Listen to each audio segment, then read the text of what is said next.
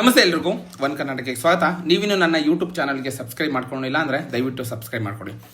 Bengaluru property update ಏನಂದ್ರೆ, ಬೆಂಗಳೂರಿನ 1,00,000 ಆಸ್ತಿದಾರರಿಗೆ GBA ಏನಿದೆ ಅದು ಶಾಕ್ ಕೊಡ್ತಾ ಇದೆ. ಯಾಕಂದ್ರೆ ಆಸ್ತಿ ಉಳಿಸ್ಕೊಳ್ಳಲು ಇದೊಂದೇ ಮಾರ್ಗ ಅಂತ ಹೇಳ್ತಾ ಇದೆ. ಯಾಕಂದ್ರೆ ಬೆಂಗಳೂರಿನಲ್ಲಿ ಅಂದಾಜು 25 ಲಕ್ಷಕ್ಕೂ ಹೆಚ್ಚು ಆಸ್ತಿಗಳಿವೆ. ಹಲವು ಆಸ್ತಿಗಳು ಇನ್ನು ಬಿ ಖಾತಾ ವ್ಯಾಪ್ತಿಯಲ್ಲಿ ಸೇರ್ಪಡೆಯಾಗಿವೆ.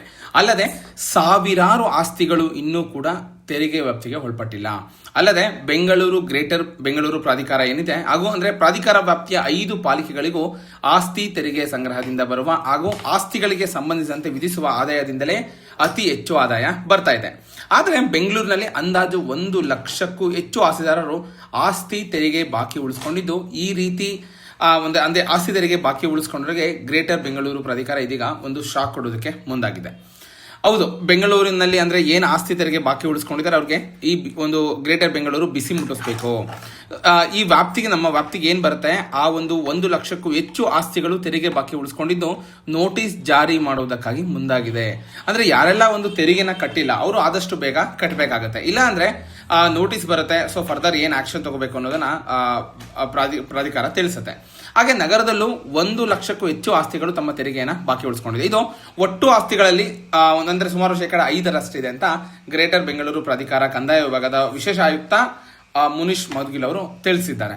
ಸೊ ಒಟ್ಟಾರೆ ಈ ಬೆಂಗಳೂರು ಗ್ರೇಟರ್ ಪ್ರಾಧಿಕಾರ ಏನಿದೆ ಹಾಗೂ ಪ್ರಾಧಿಕಾರ ವ್ಯಾಪ್ತಿಯ ಪಾಲಿಕೆಗಳು ದೀರ್ಘಕಾಲದಿಂದ ಆಸ್ತಿ ತೆರಿಗೆ ಬಾಕಿ ಉಳಿಸಿಕೊಂಡಿರುವವರಿಗೆ ಸೇರಿದ ಆಸ್ತಿಗಳ ಹರಾಜನ್ನು ಪ್ರಾರಂಭಿಸಿದೆ. ಇದೀಗ ಇನ್ನಷ್ಟು ಕಠಿಣ ಕ್ರಮಗಳನ್ನು ತೆಗೆದುಕೊಳ್ಳೋದಕ್ಕೆ ಗ್ರೇಟರ್ ಬೆಂಗಳೂರು ಪ್ರಾಧಿಕಾರ ಕೆಲವೊಂದು ನಿಯಮಗಳನ್ನ ತರ್ತಾ ಇದೆ.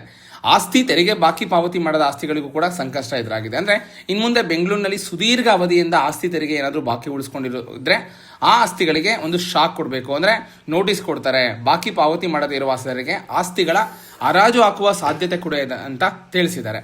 ಆಸ್ತಿಗಳ ಹರಾಜು ಪ್ರಾರಂಭಿಸುವ ಮೊದಲೇ ಬಾಕಿ ಪಾವತಿಸಲು ಕೆಲವೊಂದು ನೋಟಿಸ್ಗಳನ್ನ ಕೂಡ ಕಳಿಸ್ತೀವಿ ಅಂತ ಹೇಳಿದ್ದಾರೆ. ಆದರೆ ಆಸ್ತಿದಾರರು ಈ ನೋಟಿಸ್ಗಳಿಗೆ ಪ್ರತಿಕ್ರಿಯಿಸಿಲ್ಲ. ಇನ್ ಕೇಸ್ ಏನಾದರೂ ಪ್ರತಿಕ್ರಿಯೆ ನೀಡಿದ್ರೆ ಆದ್ದರಿಂದ ಆ ಆಸ್ತಿಗಳ ಹರಾಜು ಪ್ರಕ್ರಿಯೆಯನ್ನ ಹರಾಜು ಹಾಕೋದಕ್ಕೆ ಮುಂದಾಗ್ತೀವಿ ಅಂತ ಅನಿವಾರ್ಯವಾಗುತ್ತೆ ಅನ್ನೋದು ಕೂಡ ಗ್ರೇಟರ್ ಬೆಂಗಳೂರು ಪ್ರಾಧಿಕಾರ ಅಧಿಕಾರಿಗಳು ತಿಳಿಸಿದ್ದಾರೆ.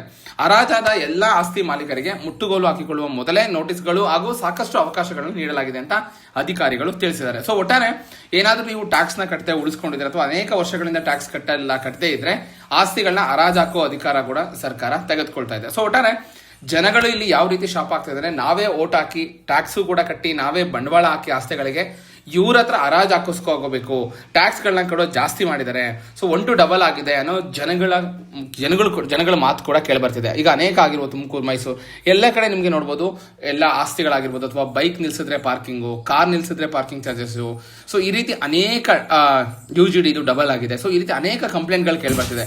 ಸೊ ಜನಗಳು ಯಾವುದೇ ರೀತಿ ಒಂದು ರೆಸ್ಪಾಂಡ್ ಮಾಡ್ತಾ ಇಲ್ಲ. ಓಕೆನಾ? ಸೊ ಅಂದ್ರೆ ಈ ಜನಗಳ ಅವರು ಈ ವಿಷಯ ತಿಳಿಸಿರೋದಕ್ಕೂ ಅಧಿಕಾರಿಗಳು ಯಾವುದೇ ರೀತಿ ಒಂದು ರೆಸ್ಪಾಂಡ್ ನ ಕೂಡ ಮಾಡ್ತಿಲ್ಲ. ಇಲ್ಲಿ ಜನಗಳು ಅವರಾಗಿ ಅವರು ಮಾತಾಡ್ಕೊಂಡು ಸುಮ್ಮನಾಗ್ತಿದ್ದಾರೆ. ಸೊ ಒಟ್ಟಾರೆ ಬೆಂಗಳೂರು ಆಸ್ತಿದಾರರು ಆಸ್ತಿ ಉಳಿಸ್ಕೊಳ್ಳೋಕೆ ಕೊನೆ ಆಯ್ಕೆ ಏನಂದ್ರೆ ಅವರು ಈ ಆಸ್ತಿ ತೆರಿಗೆಯನ್ನ ಪಾವತಿ ಮಾಡಬೇಕು. ಮತ್ತೆ ದೀರ್ಘಾವಧಿ ಅವ್ರಿಗೆ ಉಳಿಸ್ಕೊಂಡ್ರೆ ಅವ್ರಿಗೆ ಪ್ರಾಬ್ಲಮ್ ಆಗುತ್ತೆ ಅನ್ನೋದು ಒಂದು ಪಾಲಿಕೆಯ ವಾದ ಆಗಿದೆ. ಸೊ ಒಟ್ಟಾರೆ ಈ ಸರ್ಕಾರ ಯಾವ ರೀತಿ ಜನಗಳಿಗೆ ತೊಂದರೆ ಕೊಡ್ತಾ ಇದೆ, ಸೊ ಇದ್ರ ಬಗ್ಗೆ ನಿಮ್ಗೆ ಏನ್ ಅನ್ಸುತ್ತೆ ಕಮೆಂಟ್ ಮುಖಾಂತರ ತಿಳಿಸಿ. ಇದೇ ರೀತಿ ಒಂದು ಹೆಚ್ಚಿನ ಅಪ್ಡೇಟ್ಗಾಗಿ ನನ್ನ ಯೂಟ್ಯೂಬ್ ಚಾನಲ್ ಸಬ್ಸ್ಕ್ರೈಬ್ ಮಾಡ್ಕೊಳ್ಳಿ.